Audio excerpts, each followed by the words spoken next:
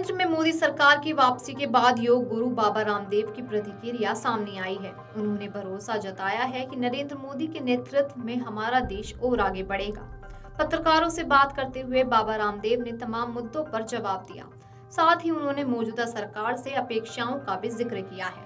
इसके अलावा आरएसएस नेता इंद्रेश कुमार के बयान पर प्रतिक्रिया देते हुए उन्होंने कहा कि राजनीतिक बयानबाजी चलती रहती है। राम सबके हैं, राष्ट्र सबका है और आपस में भी हम सब सबके हैं। किसी भी प्रकार की जाति, संप्रदाय या विचारधाराओं के नाम पर देश में भेदभाव की नींव डालना राष्ट्रीय एकता व अखंडता के लिए ठीक नहीं है। इसके अलावा बाबा रामदेव ने कहा कि नरेंद्र मोदी ने पिछले 10 वर्षों में देश के सामाजिक, आर्थिक, राजनीतिक, सांस्कृतिक ताने बाने को उत्कृष्टता प्रदान की और सबका साथ, सबका विकास और सबके प्रयास के पुरुषार्थ के साथ एक कीर्तिमान रचा है। उन्होंने कहा कि हम आश्वस्त हैं कि हमारा देश आगे बढ़ेगा। देश के सामने चाहे जितनी भी चुनौतियां हों, पीएम मोदी देश को साथ लेकर आगे बढ़ेंगे। हम ऐसी अपेक्षा करते हैं।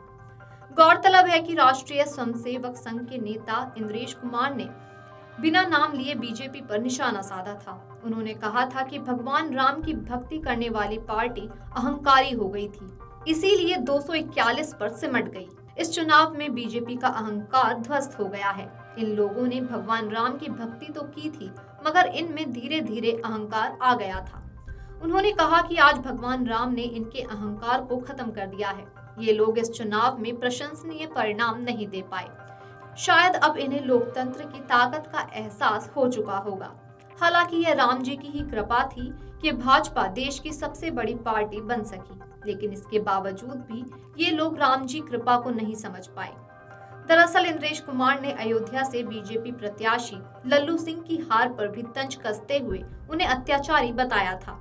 उन्होंने कहा था कि लल्लू सिंह ने जनता पर जुल्म किए थे, तो राम जी ने कहा कि 5 साल आराम करो, अगली बार देख लेंगे। राम भेदभाव नहीं करते हैं, राम सजा नहीं देते हैं, राम किसी का बिगाड़ नहीं करवाते हैं। राम सबको न्याय देते हैं, देते रहते थे और देते रहेंगे। राम सदा न्याय प्रिय थे और रहेंगे। साथ ही उन्होंने बीजेपी नेताओं को अहंकारी बताते हुए कहा था कि बीजेपी के अहंकार के चलते भगवान राम ने उन्हें 241 पर ही रोक दिया। इस बयान पर प्रतिक्रिया देते हुए राष्ट्रीय जनतांत्रिक गठबंधन एनडीए के सहयोगी दल के नेता और केंद्रीय मंत्री जीतन राम मांझी ने कहा कि उन्हें इसमें खुश रहने दें। राम ने हमें काम करने के लिए बहुमत दिया है। Video desk अमरउजाला.com।